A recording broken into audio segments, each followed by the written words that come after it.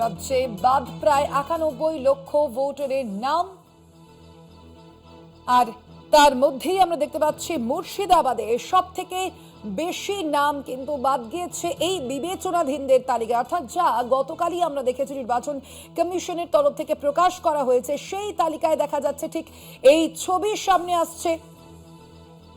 পাশাপাশি উত্তর ২৪ পরগনায় সেখানে এই বিবেচনাধীনদের মধ্যে বাদ পড়েছে ৩,২৫,০০০ জনের নাম। অর্থাৎ বুঝতেই পারছেন এই যে মুর্শিদাবাদ, তারপরেই কিন্তু উত্তর ২৪ পরগনা রয়েছে, যেখানে ২,৩৯,০০০ ভোটারের নাম কিন্তু বাদ পড়েছে এই বিবেচনাধীনের তালিকা থেকে।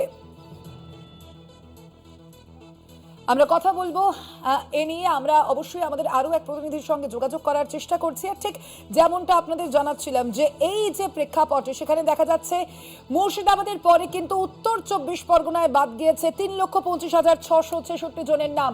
আমরা কথা বলবো এ নিয়ে। আমাদের সঙ্গে এই মুহূর্তে বসিরহাট থেকে রয়েছেন আমাদের প্রতিনিধি সঞ্জিত চক্রবর্তী। সঞ্জিত, আমরা দেখেছি এসআইআর এর যে পর্ব, সেখানে কিন্তু বহু মানুষ এই বসিরহাট কেন্দ্রে তারা কিন্তু প্রচুরভাবে আতঙ্কিত ছিলেন আমরা দেখেছি, এবং একই সঙ্গে তাদের প্রচুর মানুষের নাম কিন্তু ভোটার তালিকা থেকে বাদ গিয়েছে। আর এবার দেখা যাচ্ছে মুর্শিদাবাদের ঠিক পরেই উত্তর ২৪ পরগনায় সেখানে সব থেকে বেশি নাম বাদ গিয়েছে। সাধারণ মানুষ যাদের নাম বাদ গিয়েছে, কি প্রতিক্রিয়া তাদের? তারা কি করবেন এর পরবর্তীতে? কি বলছেন তারা? কতটা দুশ্চিন্তায় তারা? দেখো, বিচারাধীন থেকে একেবারে তারা যে ৩,২৫,৬৬৬ জনের নাম বাদ গেছে এই জেলায়। সবচেয়ে বেশি করে সীমান্ত এবং মতুয়া অঞ্চল, যেখানে দেখা যাচ্ছে উত্তর ২৪ পরগনার যে গাইঘাটা স্বরূপনগর থেকে শুরু করে বিশেষ করে এই অঞ্চলগুলো, একদিকে সুন্দরবন, অন্যদিকে প্রান্তিক মানুষের কিন্তু বিচারাধীন থেকে নাম বাদ গেছে। তারা কিন্তু সকাল থেকে ট্রাইব্যুনালের জন্য তারা ফর্ম নিচ্ছেন এবং জমা দিচ্ছেন, এবং কেউ বাচ্চা কোলে নিয়ে এবং অন্তঃসত্ত্বা মহিলারা লম্বা লাইনের দীর্ঘ রয়েছে। এবার দিদি, আপনি কি করতে এসেছেন এখানে? আমি ফর্ম জমা দিতে এসেছি। ভোটার তালিকায় আমার নাম বাদ গেছে, আর আমার মেয়েরও বাদ গেছে। এই যদি নাম না, এই ৪-৫ বছর ভোট না, ১২ বছর ভোট দিচ্ছি না।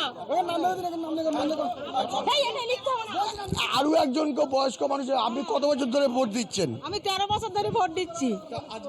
আজকে এই নাম বাদ গেছে, তাই আবার এই নোটিশ জমা দিতে এসেছি। হ্যাঁ, সবার আছে, শুধু আমার বাদ গিয়েছে। আমার স্বামীর আছে, আর বাড়ি যারা বাদ বাকি আছে, দেওর ভাসুর যা সবার আছে, শুধু আমার বাদ গিয়েছে। না, খারাপ লাগছে না, ভীষণ খারাপ লাগছে। আজ ১৩ বছর ধরে ভোট দিচ্ছি, এই বছর ভোট দিতে পারবো না। একেবারে অর্থাৎ বোঝাই যাচ্ছে যে ভোটার তালিকা থেকে নাম বাদ পড়ে কিন্তু যথেষ্টই দুশ্চিন্তায় রয়েছেন তারা। আপাতত ধন্যবাদ সঞ্জিত।